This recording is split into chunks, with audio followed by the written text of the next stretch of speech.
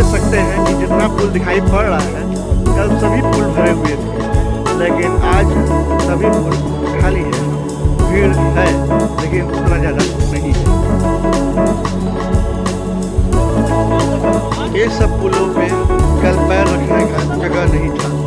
आज देखिए कितना खाली है और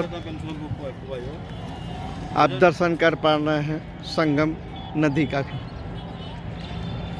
कल आप देखे थे पहला शाही स्नान में यहाँ पर पैर रखने की जगह नहीं था। स्नान करने की तो बात छोड़िए, लेकिन आज देखिए कितना आराम से चल रहा है स्नान लोगों का। व्यवस्था में ये नाव लगे हुए हैं। आज शास्त्रीपुर से गाड़ी आ भी जा रही है। आज गाड़ियों को आने जाने दिया जा रहा है।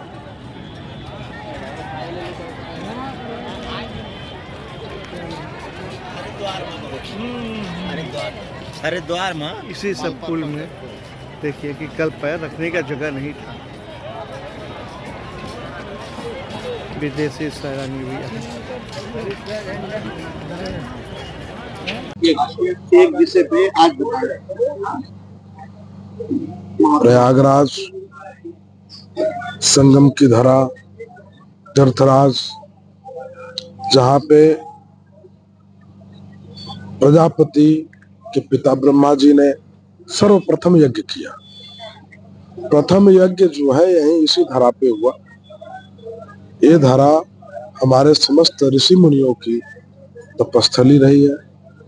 उसी क्रम में यहाँ पे समस्त विश्व देश देशांतर से आए हुए संत इस त्रिवेणी में स्नान कर रहे हैं, यज्ञ यजन हवन कर रहे हैं। तो ये त्रिवेणी जो है, प्रश्न उठता है कि आखिर त्रिवेणी है क्या। संपूर्ण विश्व कहता है कि गंगा, यमुना, सरस्वती, ये सब त्रिवेणी तीनों नदियों की धाराएं मिलकर के होती हैं। परंतु यहाँ पे अगर प्रत्यक्ष रूप से देखा जाए तो गंगा और यमुना ही दिखाई देती हैं, सरस्वती नहीं दिखाई देती है। तो यहाँ पे प्रश्न उठता है कि त्रिवेणी में से अगर त्रि हटा दिया जाए तो बचता है वेणी। वेणी का अर्थ होता है चोटी, जो हमारी माताएं बहनें चोटी करती हैं बालों की, उसको वेणी कहते हैं संस्कृत में। तो वेणी में 3 धाराएं होती हैं।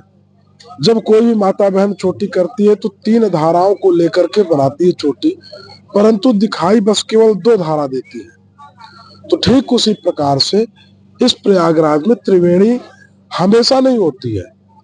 जब महाकुंभ या कुंभ होते हैं तभी त्रिवेणी के दर्शन होते हैं, उससे पूर्व त्रिवेणी के दर्शन नहीं होते हैं। क्योंकि यहाँ पे गंगा और यमुना प्रत्यक्ष रूप से है, परंतु सरस्वती का आगमन तभी होता है। सरस्वती अर्थात ज्ञान, ज्ञान अर्थात महात्माओं के अनुभव, महात्माओं के प्रवचन इत्यादि जो है, ये सब सरस्वती का स्वरूप है। तो सरस्वती विलुप्त रहती है, ब्रह्म विलुप्त है।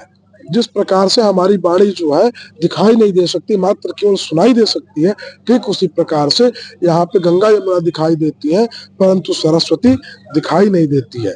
सरस्वती जब महात्माओं का समागम होता है तो महात्माओं के जो ज्ञान का जो धारा निकलती है, वो धारा सरस्वती होती है, और उसी धारा को मिल करके ये त्रिवेणी बनता है।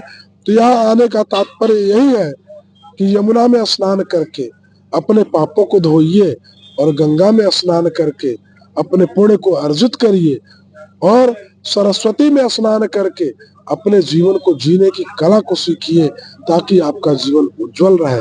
तो सभी लोग इस प्रयाग की धारा पे आए, यमुना में स्नान करें, गंगा में स्नान करें, और ज्ञान रूपी मंथन जो चल रहा है यहाँ पे संतों का, उस ज्ञान रूपी मंथन को, उसमें से निकले हुए अमृत को ले जा करके अपने जीवन, अपने समाज, मानवीय सभ्यता के कल्याण के प्रयोग में लाएं। यही सबसे मंगल कामना है, यही सबसे आग्रह है। प्रयागराज की धरती से, आपके मिर्जापुर परिवार की तरफ से निरंतर अखंड अन्नपूर्णा भंडार जो है पंचदश नाम जूना अखाड़ा 13 मड़ी में चलाया जा रहा है, जिसका आप लोग अवलोकन करते रहिए। और मिर्जापुर जनपद वासियों से विशेष आग्रह भी है कि आकर के संतों के दर्शन करें और संतों की सेवा करें।